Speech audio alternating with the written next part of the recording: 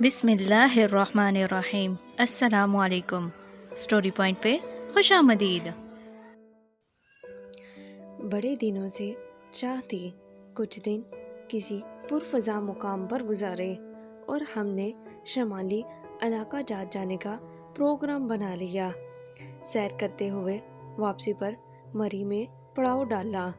ایک اچھے خاصے ہوٹل میں زندگی کے یہ یادگار دن گزارنے کا پروگرام بن گیا۔ یوں میرے میاں نے ہوٹل کے 2 کمرے بک کروا لیے۔ مقررہ دن ہم وہاں پہنچ گئے۔ نتیا گلی ہم کو مری سے زیادہ بھایا کیونکہ یہاں مری جیسی ہنگامہ خیز اور بھیڑ بھاڑ نہ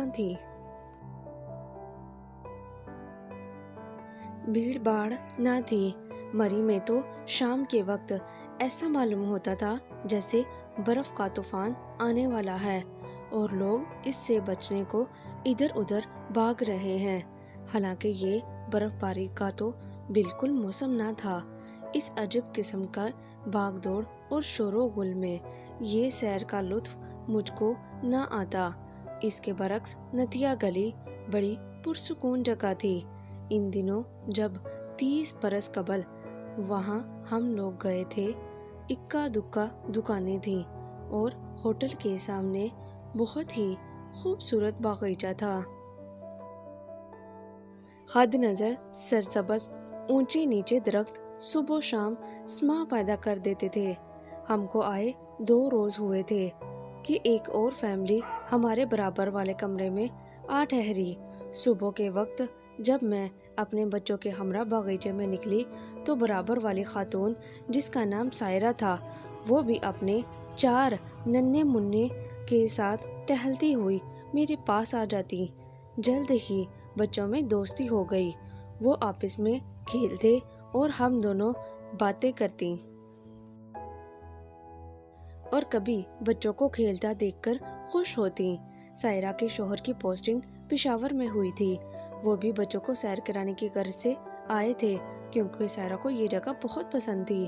وہ پہلے بھی کئی بار آ چکے تھے۔ مجھ سے کہتی کہ یہاں کا پرسکون اور خوبصورت ماحول مجھ کو بہت اچھا لگتا۔ جب آتی ہوں واپس لوٹ کر جانے کو جی نہیں کرتا۔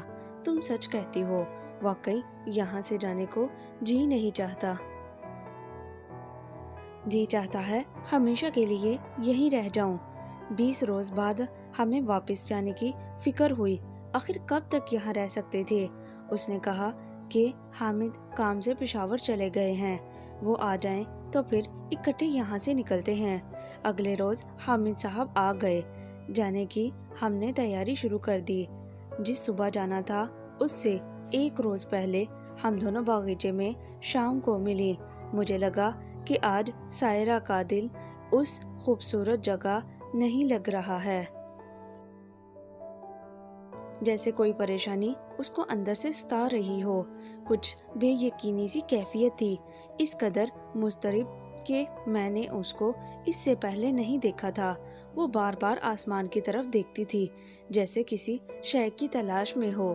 رہا نہ گیا اور میں نے پوچھ ہی لیا کہ وہاں کیا دیکھ رہی ہو؟ کہنے لگی، دیکھ رہی ہوں کہ پرندے آسمان پر ایک ہی سمت میں پرواز کر رہے ہیں۔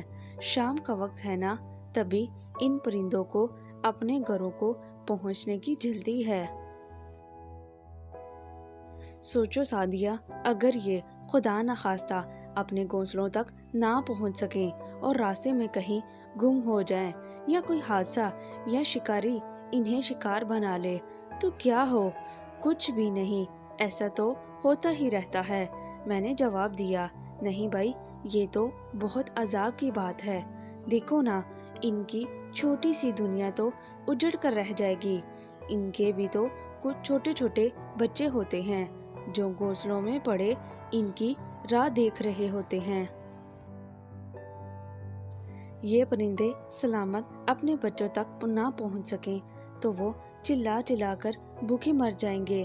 میں نے اس سے کہا، یہ آج تم کیسی باتیں کر رہے ہو؟ جو قدرت انہیں پیدا کرتی ہے وہی ان کو زندہ رہنے کے آداب بھی سکھاتی ہے اور وہی ان کی حفاظت بھی کرتی ہے۔ مگر اس نے میری بات سنی انسنی کر دی۔ میں بہت وہمی ہوں مسز امتیاز، میں تو کہتی ہوں کہ ایسا ہونے سے تو اچھا ہے کہ یہ بچے بھی ساتھ حادثے کا شکار ہوں، تاکہ وہ ماں باپ کے بعد بلکنے کے لیے زندہ نہ رہے۔ چھوڑو بھی سائرہ، تم بھی شام کے وقت کیا قصہ لے کر بیٹھ گئی؟ میں نے بات بدل دی۔ وہ دیکھو ناتوانی سے بوڑھا بیچارہ جھومتا ہوا ادھر ہی دیکھ رہا ہے، اس بری نظروں سے اس کو کچھ دے دیں۔ پھٹے ہوئے کپڑوں میں ملبوس سردی سے کانپتا ہوا بوڑھا، جس کے جسم پر نہ کافی گرم لباس تھا، اپنے کپ کپاتے ہاتھوں کو اٹھاتے ہوئے نہ جانے اپنے خدا سے کیا مانگ رہا تھا۔ میں نے 5 روپے اس کے ہاتھ پر رکھ دیے۔ اس نے بھی بوڑھے کے پھیلے ہوئے ہاتھوں پر کچھ رکھنا چاہا، مگر اس کو یاد آیا کہ وہ پرس کمرے میں ہی رکھا ہی ہے۔ وہ تعصیف کرنے لگی۔ میں نے کہا چلو تمہاری طرف سے بھی میں ہی دے دیتی ہوں، خیرات اپنے ہی پیسوں سے دینا چاہیے۔ اس نے مجھے دوبارہ پرس کھولنے سے انکار کر دیا۔ بوڑھے نے اس کی اس حرکت کو ایک دکھ کے ساتھ دیکھا۔ فقیر کو بالکل نہ بھایا۔ وہ مایوسی سے منہ لٹکائے کھڑا رہا۔ جب ہم اس کے پاس سے گزرے وہ ہولے سے منہ ہی منہ میں کچھ بڑبڑایا۔ تب سائرہ کہنے لگی اس کو نہیں معلوم میرے پاس پرس موجود نہیں ہے، یہ شاید مجھے بد دعا دے رہا ہے۔ ارے نہیں، وہم کیوں کر رہی ہو؟ وہ بیچارے نہ جانے کیا کہہ رہا تھا اور تم نے اس کی دھیمی آواز کو بد دعا سمجھ لیا۔ بد دعا بھی دے رہا ہے تو اس کی بد دعا سے دینے سے کیا ہوتا ہے؟ یہ تو ایسے ہی بے تکی صدائیں لگاتے رہتے ہیں کہ کسی کو دعا تو کسی کو بد دعا۔ اس بات پر وہ بے اختیار مسکرا دی۔ ایک سہمی ہوئی اس کی مسکراہٹ اس کے لبوں پر پھیل گئی تھی۔ مجھ کو ایک بدشگونی ایسی تکلیف دے لگی۔ میں نے حیرت اس کی طرف سے دیکھا تو بولی فقیر بابا کی یہ بات تو بس ویسے ہی تھی۔ اصل میں تم کو بتاؤں، رات میں نے خواب میں دیکھا کہ ہم اور تم کسی سفر پر رواں دواں ہیں اور باری گاڑیاں آگے چل جا رہی ہیں۔ اتنے میں کیا دیکھتی ہوں کہ ہماری گاڑی ہچکولے کھانے لگتی ہے اور پھر لڑکھڑاتی ہوئی کھائی میں جا گرتی ہے۔ تبھی نیند میں خوف زیادہ ہونے جانے سے میری آنکھ کھل گئی۔ اس کے بعد رات بھر مجھے نیند نہیں آئی اور جاگتے ہی صبح ہو گئی۔ حامد کو خواب سنایا تو کہنے لگے یہ سب وہم ہے، تمہارے کن وسوسوں میں پڑی رہتی ہو، جانتی ہو یہ باتیں یوں ہی ہوتی ہیں، وہم نہیں کرنا چاہیے، لیکن سفر پر جانا ہو تو مجھے وسوسے از خود آنے لگتے ہیں۔ اگلی صبح ہم ساتھ ساتھ روانہ ہو گئے۔ انہوں نے راولپنڈی پشاور روڈ تک جانا تھا اور ہم نے ڈوک چودھریا کی طرف۔ آج ہی سڑک پر سے گزرتے ہوئے کنارے کنارے چلتا بوڑھا پھر نظر آیا۔ ابھی سائرہ نے جلدی سے پرس میں سے نوٹ کھینچا، کھڑکی سے اس کی طرف باہر نکالا، مگر بابا کو طے نوٹ تک لانے میں ناکامی ہوئی اور وہ ہوا سے کھائی کی طرف اڑتا گیا۔ وہ نوٹ دور سے گورتا ہی رہ گیا۔ شاید کہ سائرہ کی خیرات اس کی قسمت میں ہی نہ تھی۔ جب ہماری کار اس کے نزدیک سے گزری میں نے دیکھا کہ وہ زیر لب کچھ بڑبڑا رہا تھا، شاید کہ اپنی قسمت کو کوس رہا تھا۔ ہماری گاڑیاں ایک ہی رفتار سے چلی جا رہی تھیں۔ حامد صاحب کی گاڑی آگے تھی اور ہم پیچھے چل رہے تھے۔ سائرہ کے بچے پیچھے نشست پر بیٹھے تھے اور رخ ہماری جانب کر لیا تھا۔ وہ اپنے پیارے چہروں پر خوشی کا احساس لیے اپنے ننھے منھے ہاتھ ہلا ہلا کر ہم کو اشارہ کر رہے تھے۔ سفر کے وقت ہلکی سی دھوپ کہیں کہیں نکلی تھی اور کہیں بادل چھائے ہوئے تھے۔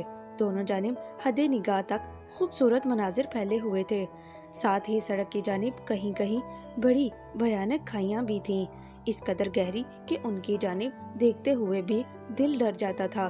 میرے شوہر بڑے سکون اور احتیاط سے گاڑی چلا رہے تھے۔ کچھ فاصلے سے ہمیں ایک ٹرک آتا دکھائی دیا۔ ٹرک نے پہلے حامد صاحب کی گاڑی کو کراس کیا اور سبک رفتار سے آگے نکل آیا۔ Thank you for watching. ملتے ہیں مزید نئی ویڈیو کے ساتھ۔ خدا حافظ۔